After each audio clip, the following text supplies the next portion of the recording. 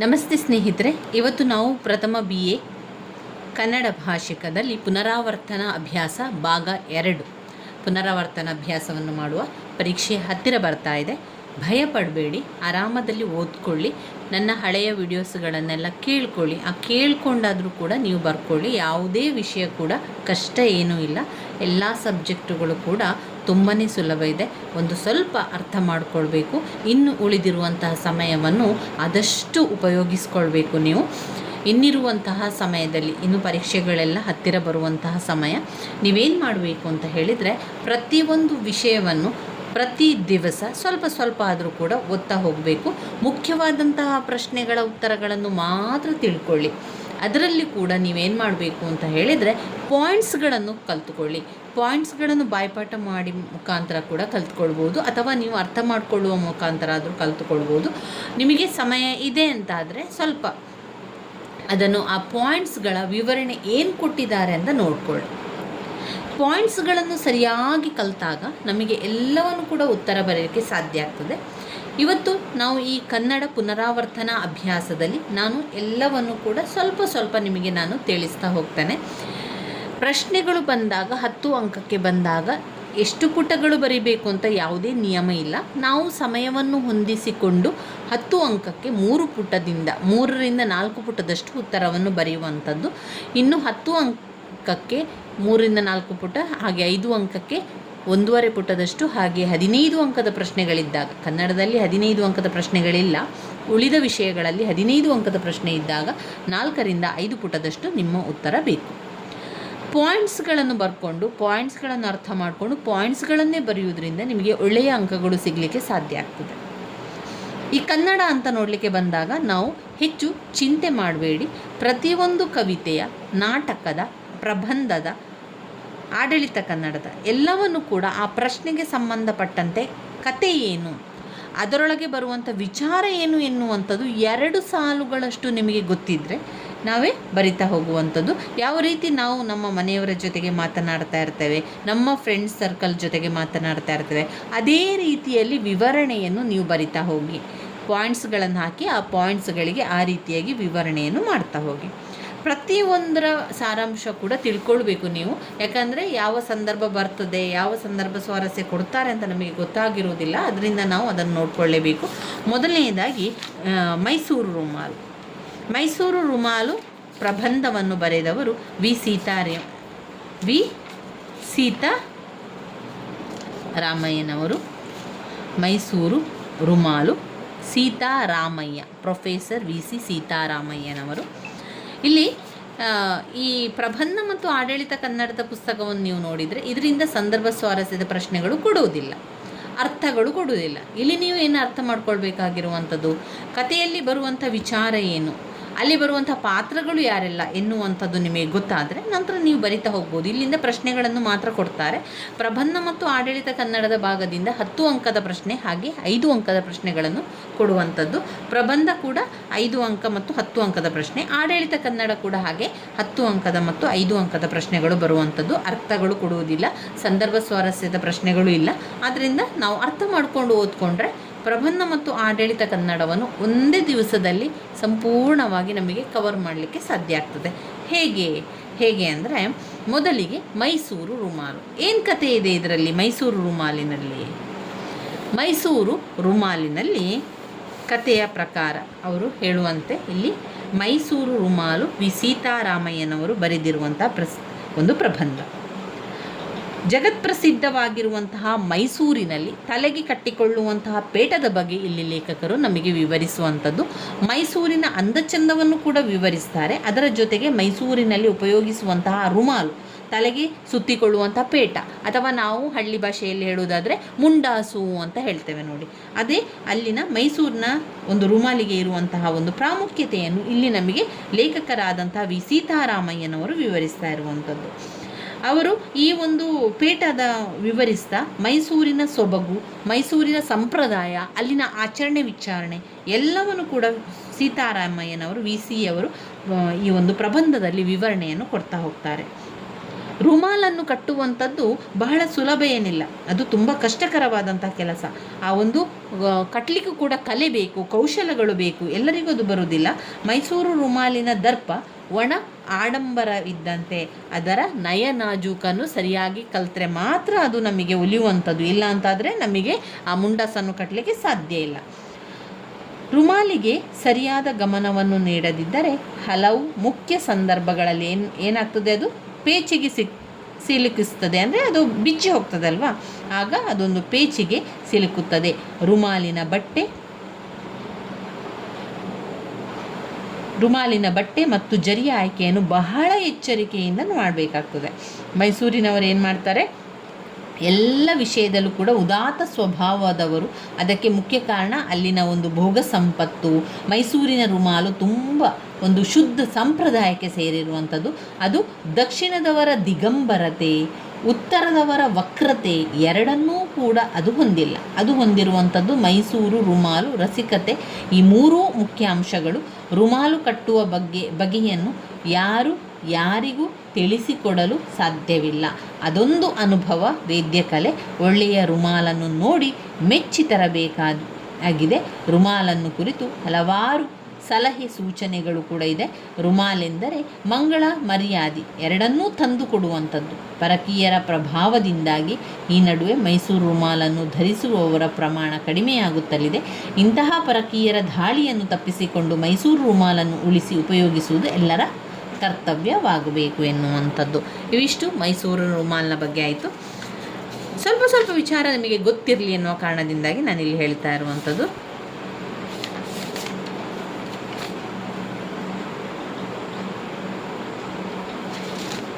ಇನ್ನು ಬರುವಂಥ ಎರಡನೆಯ ಪ್ರಬಂಧ ದಿವಾನ ಖಾನೆಯ ಅಂದಚಂದ. ಎನ್ ಮೂರ್ತಿರಾವ್ ಅವರ ದಿವಾನ ಖಾನೆಯ ಅಂದಚಂದ. ನೀವು ಪ್ರಶ್ನೆ ಪತ್ರಿಕೆಯಲ್ಲಿ ಯಾವುದೇ ರೀತಿಯ ಪ್ರಶ್ನೆ ಬರೀಲಿ, ಆ ಒಂದು ಪ್ರಬಂಧಕ್ಕೆ ಸಂಬಂಧಪಟ್ಟಂತೆ ಪ್ರಶ್ನೆಗಳು ಕೊಟ್ಟಿದ್ದರೆ ನೀವೇನು ಮಾಡಬೇಕು, ಸಂಪೂರ್ಣವಾದ ಸಾರಾಂಶವನ್ನು ಬರಿತಾ ಹೋಗುವಂಥದ್ದು. ನೀವು ಹೆಚ್ಚು ಯೋಚನೆ ಮಾಡಬೇಕು ಅಂತ ಇಲ್ಲ, ಇದಕ್ಕೆ ಏನು ಉತ್ತರ, ಇದಕ್ಕೆ ಯಾವ ರೀತಿ ಬರೀಬೇಕು ಅಂತ. ನೀವು ಯಾವ ರೀತಿ ಕಲ್ತುಕೊಂಡಿದ್ದೀರಾ ಪ್ರಬಂಧವನ್ನು ಸಂಪೂರ್ಣವಾಗಿ, ಅದೇ ರೀತಿಯಲ್ಲಿ ಬರಿತಾ ಹೋದರೆ ಆಯಿತು.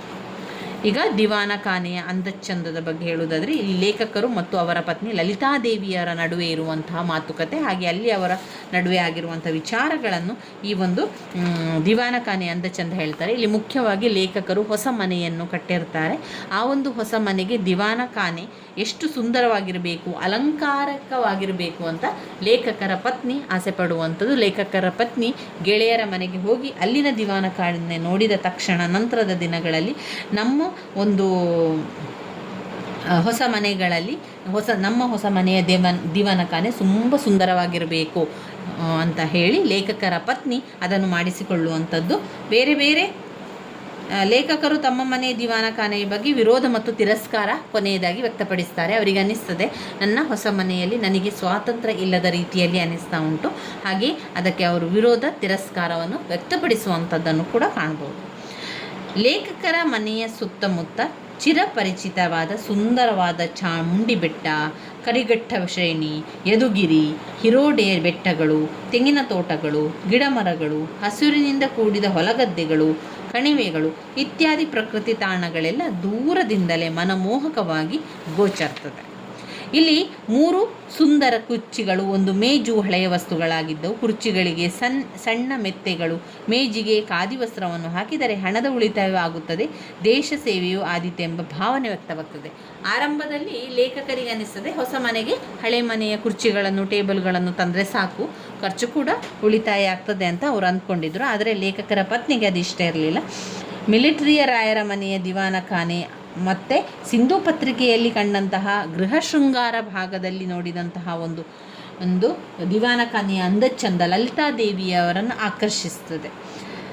ನವೀನ ಮಾದರಿಯ ಸೋಫಾ, ಕುರ್ಚಿ, ಟೀಪಾಯಿ, ಕಂಚಿನಲ್ಲಿ ಕುಸರಿ ಕೆಲಸ ಮಾಡಿಸಿದ್ದ ಪುಷ್ಪಪಾತ್ರೆ, ಸಮುದ್ರ ಹಸಿರು ಬಣ್ಣದ ಕಾಲ್ಕೇರಿಯಂ, ಬೀಟೆಯ ಮರದ ವಸ್ತುಗಳು, ಕಿಟಕಿ, ಬಾಗಿಲಿನ ಪರದೆಗಳು ಲಲಿತಾದೇವಿಯಿಂದ ಅಲಂಕೃತಗೊಂಡವು.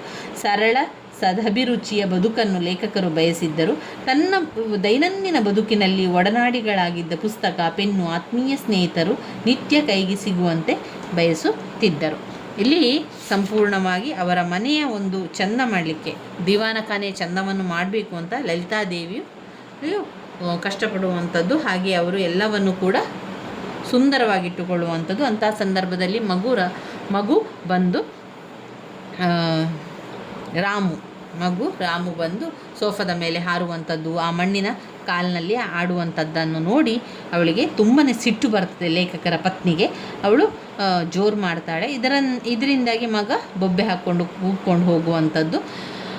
ಆದರೆ ಇಲ್ಲಿ ಲೇಖಕರಿಗೆ ಅನ್ನಿಸ್ತದೆ, ಈ ಒಂದು ಕುರ್ಚಿ ಮುಖ್ಯವೋ, ಮಗು ಮುಖ್ಯವೋ, ಅಥವಾ ಈ ಒಂದು ದಿವಾನಖಾನೆ ಅಂದ ಚಂದ ಮುಖ್ಯವಾ ಎನ್ನುವಂಥದ್ದು ಪ್ರಶ್ನೆ ಅವರಿಗೆ ಮೂಡ್ತದೆ. ಮಗುವಿನ ಪಾದದ ಚಿತ್ರವನ್ನು ನೆನೆದು ಲೇಖಕರಲ್ಲಿಗೆ ಖುಷಿ ಕೂಡ ಕೊಡ್ತದೆ. ಆದರೆ ಪತ್ನಿಗೆ ಎಲ್ಲಕ್ಕಿಂತ ಮಿಗಿಲಾಗಿ ದಿವಾನಖಾನೆಯ ಅಂದಚಂದವೇ ಮುಖ್ಯವಾಗುವುದೆಂಬುದು ಇಲ್ಲಿ ಒಂದು ನಮಗೆ ಕಾಣುವಂಥ ವಿಚಾರ. ಅಂದಿನಿಂದ ದಿವಾನಖಾನೆಯ ರಕ್ಷಣೆ ಇನ್ನೂ ಹೆಚ್ಚಾಗ್ತದೆ. ಯಾಕಂದರೆ ಮಗ ಹಾರಿ ಬರ್ತಾನೆ, ಅದೆಲ್ಲ ಕೂಡ ಹಾಳಾಗ್ತದೆ ಅನ್ನೋ ಕಾರಣದಿಂದ ಅವಳು ಹೆಚ್ಚು ರಕ್ಷಣೆಯನ್ನು ಮಾಡ್ತಾಳೆ. ನೇರವಾಗಿ ದಿವಾನಖಾನೆಗೆ ಪ್ರವೇಶವಿಲ್ಲ, 2 ಕೊಠಡಿಯನ್ನು ಸುತ್ತಿ ಬರಬೇಕು. ಇಷ್ಟದಂತೆ ಕುಳಿತುಕೊಳ್ಳುವಂತಿಲ್ಲ, ಹೊರಗುವಂತಿಲ್ಲ. ರಾಮು ಅಂತೂ ದಿವಾನಖಾನೆಯಿಂದ ಗಡಿಪಾರನ್ನು ಮಾಡಲಾಯಿತು. ಈಗ ಲೇಖಕರಿಗೆ ಅನ್ನಿಸ್ತದೆ, ಇಲ್ಲ, ಈ ಒಂದು ಹೊಸ ಮನೆಯಲ್ಲಿ ನನಗೆ ಸ್ವಾತಂತ್ರ್ಯವಿಲ್ಲದ ರೀತಿಯಲ್ಲಿ ಆಗಿದೆ, ನನಗೆ ಜೈಲಿನ ಅನುಭವ ಆಗ್ತಾಯಿದೆ, ಜೈಲಿನಲ್ಲಿ ಸಿಲುಕಿಕೊಂಡ ರೀತಿಯಲ್ಲಿ ಆಗ್ತಾಯಿದೆ, ತನ್ನ ಇಷ್ಟಕ್ಕೆ ಯಾವುದೇ ಕೆಲಸವನ್ನು ಮಾಡಲಿಕ್ಕೆ ಆಗ್ತಾ ಇಲ್ಲ ಎನ್ನುವಂಥದ್ದನ್ನು ತಿಳಿಸುವಂಥದ್ದು. ಲೇಖಕರು ತಮ್ಮ ಮನೆಯ ದಿವಾನಖಾನೆಯ ಬಗ್ಗೆ ವಿರೋಧ ಮತ್ತು ತಿರಸ್ಕಾರವನ್ನು ವ್ಯಕ್ತಪಡಿಸ್ತಾರೆ. ನನ್ನ ಮತ್ತು ನನ್ನವರ ವ್ಯಕ್ತಿತ್ವವೇನಿದ್ದರೂ ಇಲ್ಲಿಗೆ ಪ್ರವೇಶವಿಲ್ಲ, ಯಾವ ಮನುಷ್ಯರ ಸಂಪರ್ಕವೇ ಇಲ್ಲ, ಸಮುದ್ರ ಹಸಿರು ಬಣ್ಣ ಆವರಿಸಿರುವುದಂತಲೂ ಅದರ ಹೆಸರು ಕೇಳಿದರೆ ಮೈ ಉರಿಯುತ್ತದೆ ಎಂದು ಇದಕ್ಕೆ ಕಾರಣವಾದ ಸಿಂಧು ಪತ್ರಿಕೆಯ ಬರಹಗಾರತೆ ಶಪಿಸುತ್ತಾರೆ. ನಮ್ಮ ಮನಸ್ಸಿನಲ್ಲಾಗುವ 1000 ಮಾರ್ಪಾಡುಗಳಿಗೆ ದಿವಾನಖಾನೆ ಹೊಂದಿಕೊಳ್ಳುವುದಿಲ್ಲ. ಬೆಳಕಿನಲ್ಲಿ ಹೊಳೆದು, ನೆರಳಿನಲ್ಲಿ ನೀಲವಾಗಿ, ಇಲ್ಲಿ ಶಾಂತವಾಗಿ ಹರಿದು, ಅಲ್ಲಿ ಉತ್ಸಾಹದಿಂದ ಮುಂದೆ ನುಗ್ಗಿ, ಒಮ್ಮೆ ಸಾಹಸದಿಂದ ಧುಮುಕು, ಮತ್ತೊಮ್ಮೆ ಒಲುಮೆಯಿಂದ ಸರಸ ಮಾಡಿ, ಒಮ್ಮೆ ಕೋಪದಿಂದ ಘರ್ಜಿಸಿ, ಮತ್ತೊಮ್ಮೆ ಮಂಜುಳವಾಗಿ ಹಾಡಿಕೊಂಡು ಹರಿಯಬೇಕಾದ ಜೀವನವಾಹಿನಿ ಇಲ್ಲಿ ಮಾತ್ರ ನಿಶ್ಚಲವಾಗಿ ನಿಂತು ಹೋಗಿದೆ ಎಂಬ ವಿಷಾದವಿದೆ. ಈಗ ಲೇಖಕರಿಗೆ ತುಂಬಾ ದುಃಖ ಆಗ್ತದೆ. ಅವರು ದಿವಾನಖಾನೆ ಎಷ್ಟು ಖುಷಿಯಿಂದ ದಿವಾನಖಾನೆಯನ್ನು ಅಲಂಕಾರ ಮಾಡಲಿಕ್ಕೆ ಅವರು ಕೂಡ ಇಷ್ಟಪಡ್ತಾರೆ, ಅವರು ಕೂಡ ಒಪ್ಪಿಗೆಯನ್ನು ಸಮ್ಮತಿಸ್ತಾರೆ. ಅದಾದ ನಂತರದಲ್ಲಿ ಅವರಿಗೆ ಅನ್ನಿಸುವಂಥದ್ದು, ಇಲ್ಲಿ ಸ್ವಾತಂತ್ರ್ಯ ಇಲ್ಲ, ಇದೊಂದು ರೀತಿಯ ಜೈಲಿನಲ್ಲಿರುವಂಥ ಅನುಭವ ಆಗ್ತದೆ ಅಂತ ಹೇಳುವಂಥದ್ದು. ಇನ್ನು ನಿದ್ರಾಭ್ಯಾಸ, ರಾಕು ಅವರ ನಿದ್ರಾಭ್ಯಾಸದ ಕುರಿತಾದ ಹೇಳುವುದಾದರೆ, ಇಲ್ಲಿ ಅವರು ನಿದ್ರೆಯನ್ನು ಕುರಿತು ಹೇಳುವಂಥದ್ದು. ಅಂದರೆ ಹಗಲಿನಲ್ಲಿ ನಿದ್ರೆ ಮಾಡುವವರನ್ನು ಕಂಡ್ರೆ ಲೇಖಕರಿಗೆ ಇಷ್ಟ ಆಗ್ತಾ ಇರಲಿಲ್ಲ. ಯಾಕೆ ಅಂದರೆ ನಿದ್ದೆಯ ಕುರಿತು ಚಿಂತನೆಗೊಳಗೊಂಡಿರುವ ಆಯಾಮಗಳು ಅಂತ ಹೇಳಿದರೆ, ಒಂದು ವಿಜ್ಞಾನ, ಮನಃಶಾಸ್ತ್ರ, ಸಿನಿಮಾ, ಪ್ರಾಣಿ ಪ್ರಪಂಚ, ಹಠಯೋಗ ಮೊದಲಾದ ವಿಸ್ಮಯ ಜಗತ್ತಿನ ಆಯಾಮಗಳು. ಯಾವುದೆಲ್ಲ? ವಿಜ್ಞಾನ, ಮನಃಶಾಸ್ತ್ರ,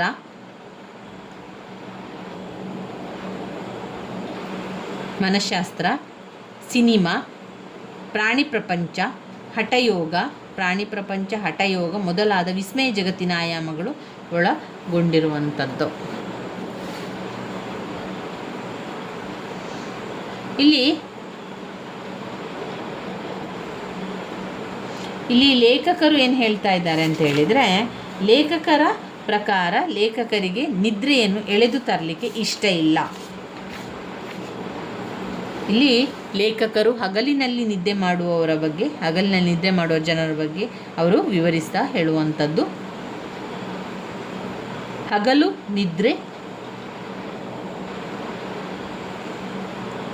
ನಿದ್ರೆ ಮಾಡುವವರಿಗೆ ರಾತ್ರಿ ನಿದ್ದೆ ಬರುವುದಿಲ್ಲವೋ ಅಥವಾ ನಿದ್ರೆ ರಾತ್ರಿ ಸಾಲುವುದಿಲ್ಲವೋ ಎಂಬ ಸಂಶಯ ವ್ಯಕ್ತಪಡಿಸುತ್ತದೆ. ಹಾಗಾಗಿ ನಿದ್ರೆಯನ್ನು ಬುತ್ತಿ ಕೊಂಡೊಯ್ದು ಸ್ವಲ್ಪ ಮಾತ್ರ ತೀರಿಸುವುದು ಇವರ ಹವ್ಯಾಸವೆನ್ನುತ್ತಾರೆ. ಪ್ರವಾಸ ಹೊರಟಾಗ, ಕೇಳುವಾಗ, ತಾವು ಕೆಲಸ ನಿರ್ವಹಿಸುವ ಕಚೇರಿಯಲ್ಲಿ, ಹೀಗೆ ನಾನಾ ಸ್ಥಳಗಳಲ್ಲಿ ಅದನ್ನು ಬಿಕರಿ ಮಾಡುತ್ತಾರೆ. ಇವರಿಗೆ ನಿದ್ರೆ ಒಂದು ಯಂತ್ರ, ಯಾವಾಗ ಬೇಕಾದರೂ ಅದನ್ನು ಆರಂಭಿಸಿಕೊಳ್ಳಬಹುದು. ಅವರಿಗೆ ಈ ಯಂತ್ರವನ್ನು ನಿಲ್ಲಿಸುವ ವಿದ್ಯೆ ಮಾತ್ರ ಗೊತ್ತಿರುವುದಿಲ್ಲವೆನ್ನುತ್ತಾರೆ ಲೇಖಕರು. ಇಲ್ಲಿ ಲೇಖಕರು ಏನು ಹೇಳ್ತಾರೆ, ಹಗಲಿನಲ್ಲಿ ನಿದ್ದೆ ಮಾಡುವವರನ್ನು ಅವರು ಹೇಳುವಂಥದ್ದು ಲೇಖಕರು ಇಲ್ಲಿ.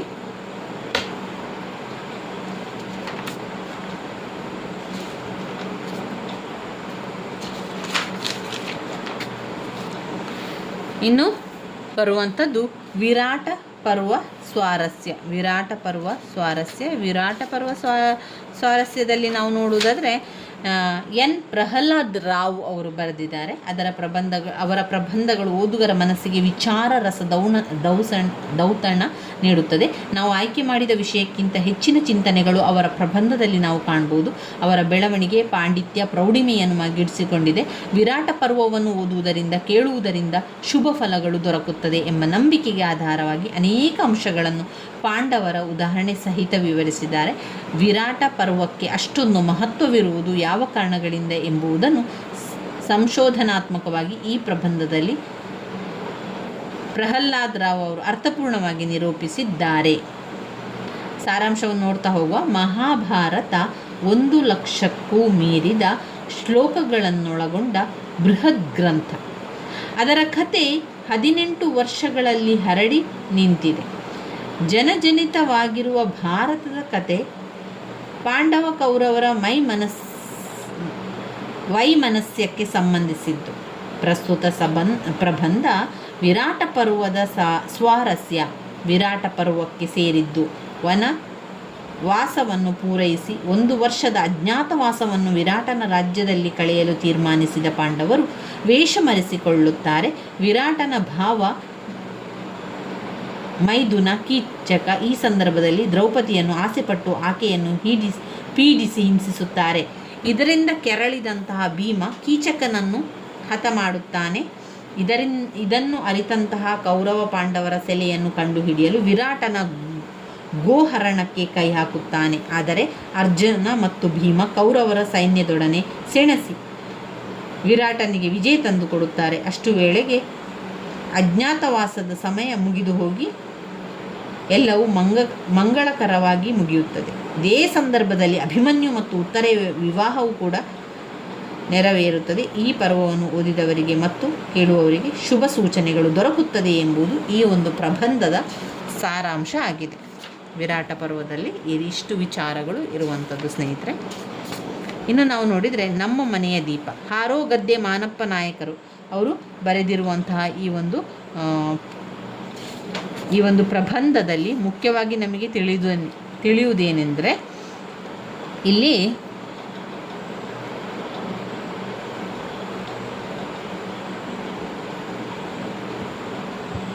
ನೋಡಿ ಪುಟ ಸಂಖ್ಯೆ 44. ಅದರಲ್ಲಿ ಪ್ರಶ್ನೆಗಳಿದೆ, ಅದನ್ನು ನೋಡಿಕೊಳ್ಳಿ. ಇಲ್ಲಿ ಪ್ರಬಂಧದ ಸ್ವಾರಸ್ಯ ಏನು ಅಂತ ಹೇಳಿದರೆ, ಪ್ರಬಂಧದಲ್ಲಿ ನಿರೂಪಕರು ಒಬ್ಬರು ಲೇಖಕರಾಗಿದ್ದಾರೆ. ಕಾಲೇಜಿನಲ್ಲಿ ಅಧ್ಯಾಪಕರಾಗಿ ಕೆಲಸ ಮಾಡ್ತಾ ಇದ್ದಾರೆ. ಮದುವೆ ಆದ ನಂತರ ಹೊಸತು ಅವರಿಗೆ ಪಟ್ಟಣದಲ್ಲಿ ಒಂದು ಚಿಕ್ಕದಾದ ಮನೆಯನ್ನು ಮಾಡಿ ಸಂಸಾರವನ್ನು ಕೊಡ್ತಾರೆ. ತಾನು ಹೆಚ್ಚು ಕಲಿತವನು, ಒಳ್ಳೆಯ ಕೆಲಸದಲ್ಲಿದ್ದೇನೆ ಎಂಬ ಒಳ ಅಹಮಿಕೆ ಯಾರದು? ಲೇಖಕರದು. ಜೊತೆಗೆ ಹೆಚ್ಚು ಕಲಿತಿಲ್ಲ, ನೋಡಲು ಅಷ್ಟೇನು ಚೆಲುವೆಯಾಗಿಲ್ಲ ಈತನ ಹೆಂಡತಿಗೆ ತನ್ನ ಒಳಗೊಳಗೆ ಒಂದು ಅಳುಕು. ಹೀಗಾಗಿ ಆರಂಭದಲ್ಲಿ ಸ್ವಲ್ಪ ಬಿಗುವಿನಿಂದಲೇ ಸಾಗುತ್ತಿದ್ದ ಸಂಸಾರದಲ್ಲಿ ರಮೆಯ ಆಗಮನ ಒಂದು ಹೊಸ ಚೇತನವನ್ನು, ಪರಿವರ್ತನೆಯನ್ನು ತರುತ್ತದೆ. ಮಗು ಹುಟ್ಟುವ ಮೊದಲು ಗಂಡು ಮಗುವೇ ಬೇಕು ಎಂದು ಆಸೆ ಪಡುತ್ತಿದ್ದಂತಹ ಲೇಖಕರು ತನ್ನ ಈ ಆಸೆಯನ್ನು ಮರೆತು ಮುದ್ದು ಮಗಳ ಬಾಲ ಲೀಲೆಯಲ್ಲಿ ಕೊಚ್ಚಿ ಹೋಗುತ್ತಾನೆ. ರಮಾ ಮನೆಗೆ ಬಂದ ಮೇಲೆ ಲೇಖಕರ ಹೆಂಡತಿಯ ಬಾಳಿಗಂತೂ ಪೂರ್ಣ ಬೆಳದಿಂಗಳು. ತನ್ನ ಬಿಗುಮಾನದ ಗಂಡನನ್ನು ಬದಲಾಯಿಸಿದ ಕೀರ್ತಿ ಈ ಮಗಳಿಗೆ ಸಲ್ಲುತ್ತದೆ. ಹಾಗಾಗಿ ವಸುಂಧರೆಯ ಬಾಳಿನಲ್ಲಿ ಒಂದು ಆಸೆ ಮಿಗಿಲಾಗಿ ಗಂಡ ಹೆಂಡತಿಯರ ನಡುವಿನ ಸರಸದ ಸೇತುವೆಯಾಗುತ್ತಾಳೆ. ಈ ಪ್ರಬಂಧದಲ್ಲಿ ಮುಖ್ಯವಾಗಿ ಅವರ ಮಗಳಿನ ಬಗ್ಗೆ ಇಲ್ಲಿ ಹೇಳುವಂಥದ್ದನ್ನು ಕಾಣ್ಬೋದು. ಇಲ್ಲಿ ನನ್ನ ಟೋಪಿ BGL ಸ್ವಾಮಿಯವರು ತಮ್ಮ ಉನ್ನತ ವಿದ್ಯಾಭ್ಯಾಸಕ್ಕೆ ಅಂತ ಅಮೇರಿಕಕ್ಕೆ ಹೋಗುವಂಥದ್ದು. ಆಗ ಅವರ ಗೆಳೆಯರೆಲ್ಲ ಹೇಳ್ತಾರೆ, ಅಲ್ಲೊಂದು ಟೋಪಿಯನ್ನು ಖರೀದಿಸು, ಟೋಪಿ ತುಂಬಾ ಅಗತ್ಯ ಆಗಿರ್ತದೆ, ಅದರಿಂದ ನೀನು ಟೋಪಿಯನ್ನು ಖರೀದಿಸು ಅಂತ ಹೇಳುವಂಥದ್ದು. ಅದಾದ ನಂತರದಲ್ಲಿ ಇವರು ಹಲವಾರು ಸ್ನೇಹಿತರು ಏನು ಹೇಳ್ತಾರೆ, ಪರದೇಶಕ್ಕೆಲ್ಲ ಹೋಗಿ ಬಂದವರಾಗಿರುತ್ತಾರೆ. ಅವ್ರು ಹೇಳ್ತಾರೆ ಟೋಪಿ ಹಾಕುವ ಪದ್ಧತಿ ಇದೆ, ಈ ವಿಚಾರ ಲೇಖಕರಿಗೆ ಗೊತ್ತು, ನಮ್ಮಲ್ಲಿ ಟೋಪಿ ಹಾಕಬೇಕು, ಬರುವ ಪ್ರಸಂಗಗಳ ಒಂದು ದೊಡ್ಡ ಪಟ್ಟಿಯೇ ಇದೆ. ಆದರೆ ಇಲ್ಲಿಯ ಹಾಗೆ ಅಮೇರಿಕದಲ್ಲಿಯೂ ಈ ರೂಢಿದೆ ಎಂಬುದು ಲೇಖಕರಿಗೆ ತಿಳಿದಿಲ್ಲ. ಈ ಮೊದಲೇ ಅಮೇರಿಕಕ್ಕೆ ಹೋಗಿ ತನ್ನ ಗೆಳೆಯರು ಅಮೇರಿಕದಲ್ಲಿ ಹ್ಯಾಟು ಹಾಕಲೇಬೇಕಾದ ಪ್ರಸಂಗದ ಒಂದು ದೊಡ್ಡ ಪಟ್ಟಿಯನ್ನೇ ಅವರು ಕೊಡ್ತಾರೆ. ಅವರು ಒಟ್ಟಿನಲ್ಲಿ ಎಲ್ಲಿಗೆ ಹೋಗ್ತಾರೆ? ಅಮೇರಿಕಕ್ಕೆ ಹೋಗುವಂಥದ್ದು. ಅವರ ಒಂದು ಟೋಪಿಯನ್ನು ನೋಡಿ ಎಲ್ಲರಿಗೂ ಆಶ್ಚರ್ಯಕರ ಆಗ್ತದೆ. ಅದು ಕಾಶ್ಮೀರಿ ಕಲೆಗಾರಿಕೆಯನ್ನು ಹೊಂದಿರುವಂಥ ಟೋಪಿ ಆಗ್ತದೆ. ಅಮೇರಿಕದಲ್ಲಿ ಅನೇಕ ಪ್ರತಿಕ್ರಿಯೆಗಳು ಹುಟ್ಟು ಆಗ್ತದೆ. ಇದರಿಂದಾಗಿ ಅದು ಕುತೂಹಲ ಕೂಡ ಮೂಡಿಸ್ತದೆ. ಈಗ ಎಲ್ಲರೂ ಅಂತ ಹೇಳ್ತಾರೆ, ಇಲ್ಲಿ ಅವರ ಮುಖ್ಯವಾಗಿ ಟೋಪಿಯ ಬಗ್ಗೆ ವಿವರಿಸುವಂಥ ವಿಚಾರ ಆಗಿರುವಂಥದ್ದು. ಬೆರಗು ಗಣ್ಣಿನಿಂದ ಇವರ ಟೋಪಿಯನ್ನು, ಅದರ ಆನಂದವನ್ನು ಆಸ್ವಾದಿಸುತ್ತಾರೆ. ಕೆಲವರಂತೂ ಈ ಟೋಪಿ ನೋಡುವ ಸಲುವಾಗಿ ಇದನ್ನು ಹಿಂಬಾಲಿಸಿ ಗುಂಪು ಕಟ್ಟಿ ನಡೆದು ಬಂದದ್ದಿದೆ. ಇಷ್ಟು ಲೇಖಕರ ಅನುಭವಕ್ಕೆಲ್ಲ ಬರುವಂಥ ವಿಚಾರ ಆಗಿದೆ. ಇನ್ನು ನಾವು ನೋಡಿದರೆ ನಾವು ಸುಲಭದಲ್ಲಿ ಸ್ವಲ್ಪ ಮಾತ್ರ ಹೇಳ್ತಾ ಹೋಗುವಂಥದ್ದು. ಈಗಾಗಲೇ ಇದಕ್ಕೆ ಸಂಪೂರ್ಣ ವಿಡಿಯೋವನ್ನು ನಾನು ಮಾಡಿದ್ದೇನೆ. ಹಳೆಯ ವಿಡಿಯೋದಲ್ಲಿದೆ, ಪ್ಲೇಲಿಸ್ಟಲ್ಲಿದೆ. ಕೆಲವು ರುಚಿ, ಸುನಂದಾ ಬೆಳಗಾವ್ಕರ್ ಅವರ ರುಚಿ ತುಂಬಾ ಇಂಪಾರ್ಟೆಂಟ್ ಆಗಿರುವಂತಹ ಒಂದು ಪದ್ಯ.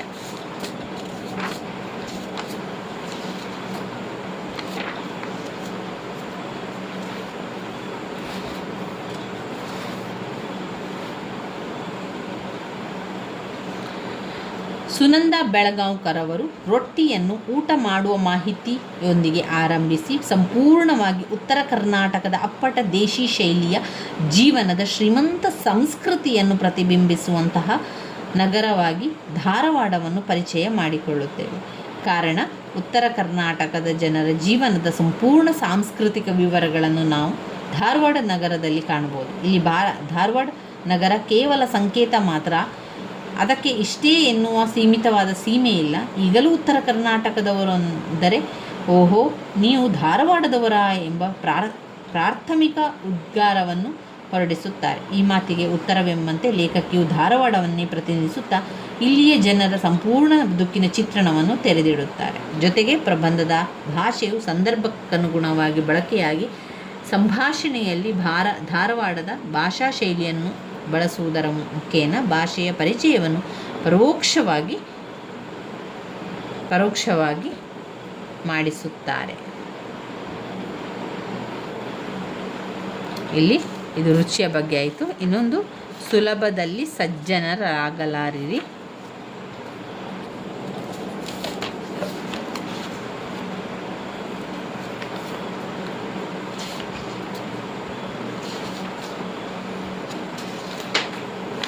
ಇಲ್ಲಿ ಮುಖ್ಯವಾಗಿ ಪ್ರಬಂಧದ ವಿಶ್ಲೇಷಣೆ ಏನು ಅಂದರೆ, ಅವರು ಹೇಳ್ತಾರೆ, ಸತ್ಯವನ್ನೇ ನುಡಿಯಬೇಕು, ಪರೋಪಕಾರಿಯಾಗಿರಬೇಕು, ಗುರು ಹಿರಿಯರಿಗೆ ವಿಧೇಯನಾಗಿರಬೇಕು, ಪರನಿಂದೆ ಕೂಡದು, ಸಹಿಷ್ಣುವಾಗಿರಬೇಕು, ಯಾರ ಮನಸ್ಸನ್ನು ನೋಯಿಸಬಾರದು, ವೈರಿಗಳನ್ನು ಪ್ರೀತಿಸಬೇಕು. ಗುರು ಹಿರಿಯರಿಗೆ ವಿಧೇಯರಾಗಿರಬೇಕು, ಪರನಿಂದನೆಯನ್ನು ಕೂಡುವುದು, ಸಹಿಷ್ಣು ಆಗಿರಬೇಕು, ಯಾರ ಮನಸ್ಸನ್ನು ನೋಯಿಸಬಾರದು. ನೋಡಿ, ಇಲ್ಲಿ ಇದನ್ನೆಲ್ಲ ಹಾಕಬೇಕು. ಸತ್ಯವನ್ನೇ ನುಡಿಯಬೇಕು, ಪರೋಕ್ಷಕಾರಿಯಾಗಿರಬೇಕು, ಗುರು ಹಿರಿಯರಿಗೆ ವಿಧೇಯರಾಗಿರಬೇಕು, ಪರನಿಂದೆ ಕೂಡ ಸಹಿಷ್ಣುವಾಗಿರಬೇಕು, ಯಾರ ಮನಸ್ಸನ್ನು ನೋಯಿಸಬಾರದು, ವೈರಿಗಳನ್ನು ಪ್ರೀತಿಸಬೇಕು. ಇದೆಲ್ಲ ಪಾಯಿಂಟ್ಸ್ಗಳನ್ನು ಹಾಕಿ ಬರಿತಾ ಹೋಗುವಂಥದ್ದು. ಇವಿಷ್ಟು ಆದರೆ ನಮ್ಮ ಆಡಳಿತ ಕನ್ನಡ ಬರುವಂಥದ್ದು. ಅದನ್ನು ನಾವು ಮುಂದಿನ ವಿಡಿಯೋದಲ್ಲಿ ತಿಳ್ಕೊಳ್ಳುವ. ಇದರಲ್ಲಿ ಸಂಪೂರ್ಣ ಪ್ರಬಂಧದ ಬಗ್ಗೆ ನಿಮಗೆ ನಾನು ಹೇಳ್ತಾ ಹೋದೆ. ಇನ್ನು ಮುಂದಿನ ವಿಡಿಯೋದಲ್ಲಿ ಆಡಳಿತದ ಬಗ್ಗೆ ಕೂಡ ತಿಳ್ಕೊಳ್ಳುವ. ಸ್ನೇಹಿತರೆ, ನನ್ನ ವಿಡಿಯೋಸ್ ಎಲ್ಲ ನಿಮಗೆ ಇಷ್ಟ ಆಗಿದ್ದರೆ ಲೈಕ್ ಕೊಡಿ, ಶೇರ್ ಮಾಡಿ, ಸಬ್ಸ್ಕ್ರೈಬ್ ಮಾಡಲಿಕ್ಕೆ ಮರಿಬೇಡಿ. ಧನ್ಯವಾದಗಳು.